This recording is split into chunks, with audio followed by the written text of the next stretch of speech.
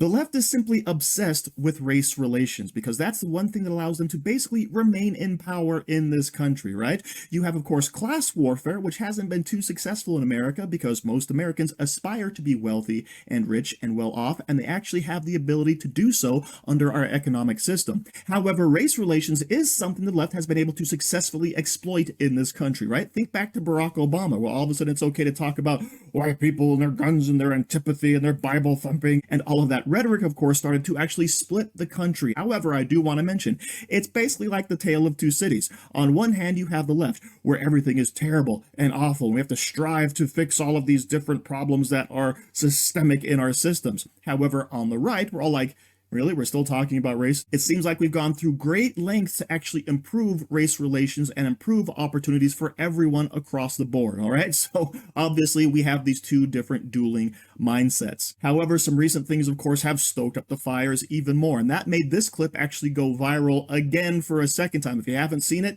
basically it's from a television show where, yes, racism causes tumors. I had Cephas answer some questions from a Harvard test.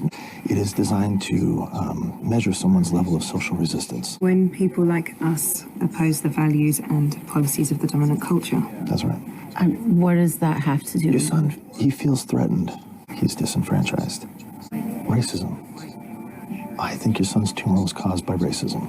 Yes, you heard that right. Racism has caused this child's tumors in this TV show called New Amsterdam. Now, this is actually from a little while ago, but recently it has gone viral again because obviously it's so ridiculous. And by the way, I do want to point out that they're talking about, oh, when people like us, right, the folks of color, I suppose, oppose the values and policies of the dominant culture. What values and policies could people in our American culture possibly oppose and feel threatened by? Freedom of speech, freedom of religion, right? The right to pursue happiness, right? I mean, this is truly insane stuff, but here it is, right in your face. This causes horrible medical outcomes, right? It's all systemic, it's all connected.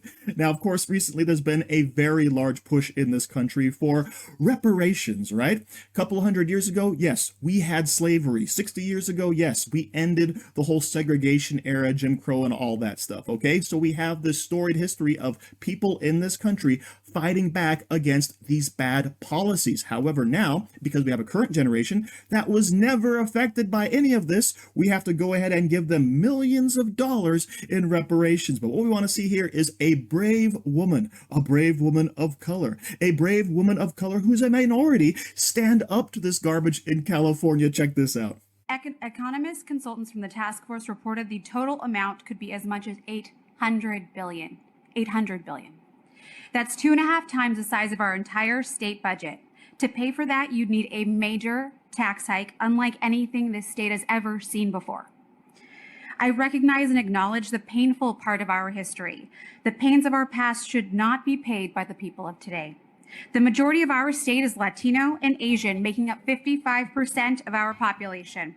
Most of them, like me, are first, second, or third generation immigrants who had nothing to do with slavery, discrimination, Jim Crow laws, nothing. It is fundamentally unfair to force these people to pay for this, and because of that, I will be opposing today. So in case you haven't heard by now, California has put together a committee, and they basically found that, yes, each and every black person deserves to have $1.2 million in reparations. Okay, now this equates to over $800 billion, which is several times the amount of the entire state budget. Now, the absurdity of all of this is pointed out by Latina State Representative Kate Sanchez, who says, hey, guess what? All of this money that you're trying to propose we give away for reparations, it's going to have to be collected in taxes. And who's paying the taxes? 55% of the population is Latino and Asian, all right? So you're going to tax people who had nothing to do with slavery, unless, of course, you go back to the original homelands they were from several hundred years ago, all right? And tax them for it to cover this cost, to cover this bill. So that's truly a remarkable point. However, my point would be is it doesn't matter if you're Asian, Latino, Black, or whatever. No one in current day is responsible for your living conditions, all right? This is the land of freedom, the land of opportunity, so it's all on your shoulders. And and of course the thieves and the thieves in government who are making your life miserable, right? If anything, those are the folks responsible. Now, of course, her response is great, but the response to her response is even better. Check out these leftist tears. At the end of the day, compensation is necessary. I understand that it's hard to ask those of us currently sitting in the legislature to make those commitments, but no one asked Black families over generations if it was okay to take their wealth, if it was okay to enslave them, if it was okay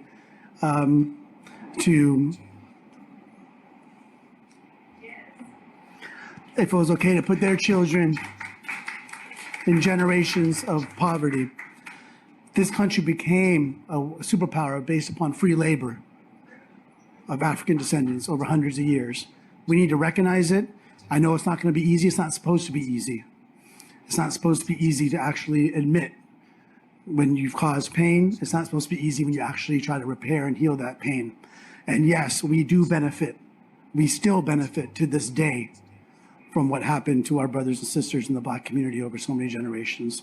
So it's interesting how he blames, the American society from a couple hundred years ago for bringing over Black slaves from Africa. But notice he does not blame the Black countries, the Black leadership, the Black aristocracy in Africa, who actually was responsible for catching all of those slaves, rounding them up, and then selling them to the white counterparts who brought them, of course, all over the world. But also notice we're going to ignore the history of the entire world, where every single country, race, or civilization had practiced some form of slavery in their history. But for some reason, it's only us that has to pay the reparations, right? Totally ridiculous. And also, if you can talk about the pain and the suffering, talk about the current pain and suffering. Right now in the Middle East, right now in Africa, you have literal slaves being bought and sold in open air slave markets. And never mind that, we also have, of course, the sex slave trade, right? And that's going on in America right now. So rather than fight against that, fight against actual slavery, fight against actual things that are happening currently,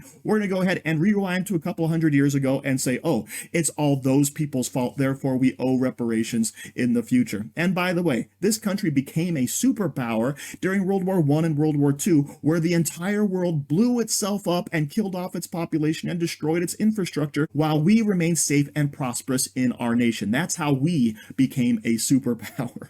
However, this weird desire for them to actually get retribution on the folks of America has really taken a swift turn in Disney, and this is really surprising. Check this out. Certainly, there have been times where, there's no way we're hiring a white male. Just kind of unspoken. There are times when it's spoken, but How would they say it? there's no way we're hiring a white male in this world. They say, Like straight to you? Yeah. Or, okay. They'd be very careful how they message that to agents. According to these videotapes, Disney blatantly discriminates against whites, white men in particular. I think I'm sort of well prepared for it. I'm well positioned for it.